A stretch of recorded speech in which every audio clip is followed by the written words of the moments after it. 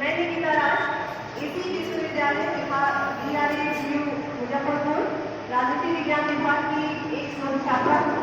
मेरा भी research work चल रहा है और मैं प्रोफेसर खालिद हुसैन सिद्दीकी सर के अंडर में अपना रिसर्च वर्क कर रही हूँ। ये समाज स्वराज सरकार ये जो शोध पत्र लेखन प्रतियोगिता था, मैं ऑनेस्टली बताऊँ मैं पहले इसके बारे में नहीं जानती थी।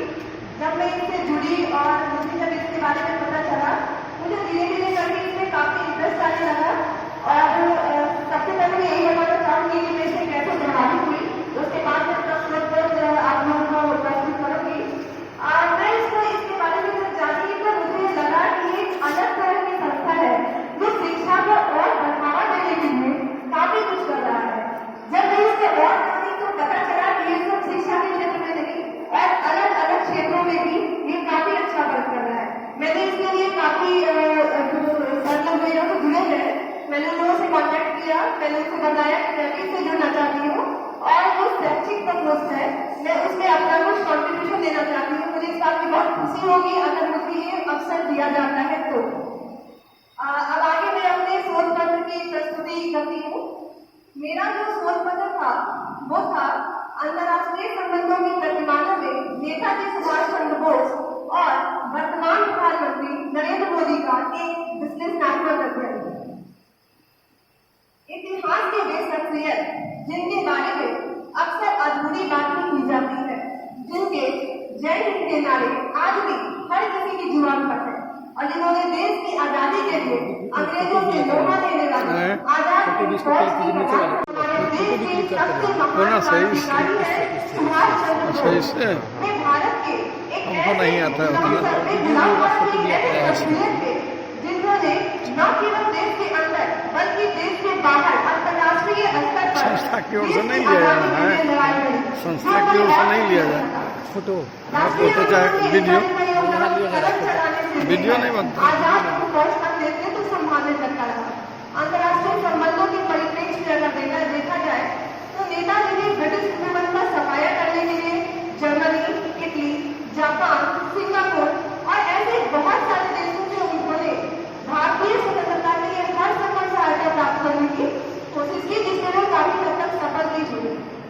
मेरा जो शोध पत्र है उसमें मेरा उद्देश्य ये रहा है कि क्या नेताजी सुभाष चंद्र बोस की जो अंतर्राष्ट्रीय नीति थी और जो वर्तमान प्रधानमंत्री नरेंद्र मोदी की विदेश नीति है उसमें किस हद तक समरसता देखी जाती है।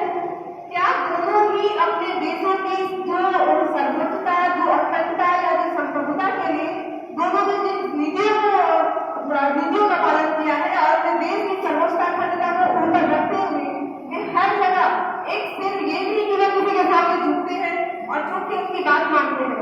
सुभाष चंद्र बोस के परिप्रेक्ष्य में अगर देखा जाए तो वो भी खत्म हो गया है क्या?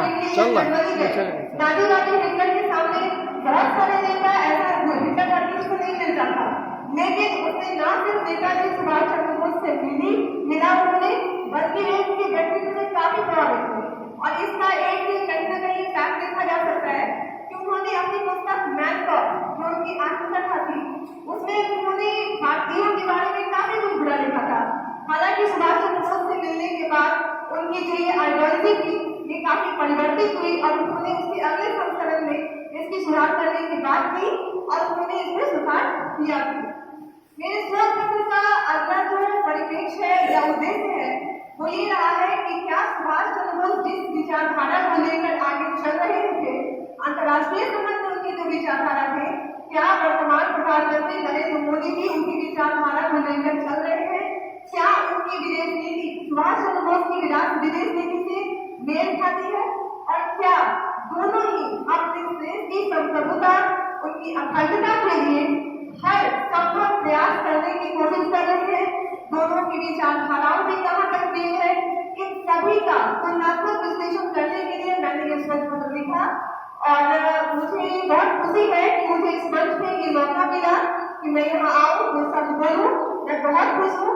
मैं सुभाष चंद्र बोस के बारे में मैं जानती थी, मैं ये भी कहूँगी मैं बहुत जानती थी, लेकिन इस लेखन प्रतियोगिता के दौरान मैं काफी कुछ उनके बारे में जानी।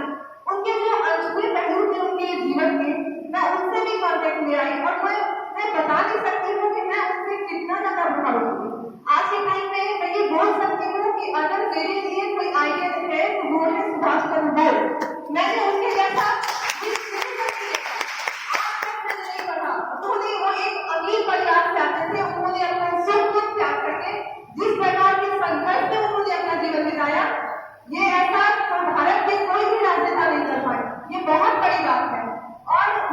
अंत में बस एक लाइन बोलना चाहूंगी जो सुभाष चंद्र बोस ने अपने आजाद हिंद फौज के ऊपर प्रेरित करने के लिए जो नेता कहते थे, मैं वो लाइन उसको दोहराना चाहती हूँ।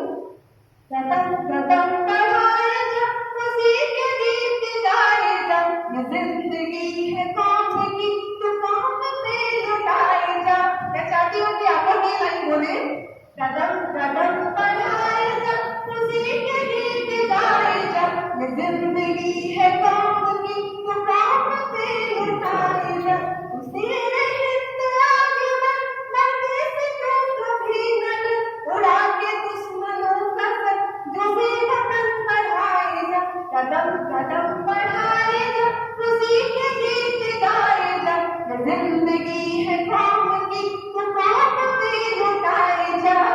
ये मैंने आपको गाना नहीं सुनाया, इसके तहत मैं आपसे ये कहना चाहती हूँ कि आप अपना एक एक कदम बढ़ाइए।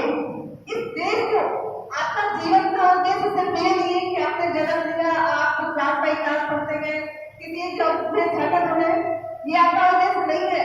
आप जब धरती पे आए हैं तो आप अपने देश के लिए कुछ करके चाहिए। आज जब हम किसी वीर से मरते देखते हैं तो थोड़े से हमें जो फील होते हैं, उन्हें हम वीर कहते हैं, उन्हें सम्मान मिलता है। तो हमें भी उस सोल्यूशन को पाने के लिए ये कोशिश जरूर करनी चाहिए कि जब हम किस सर्टिफिकेट को नोट करें कि हाँ इसने देश के लिए कुछ किया था। इन्हीं के साथ मैं अपनी वाणी को विराम देती हूँ।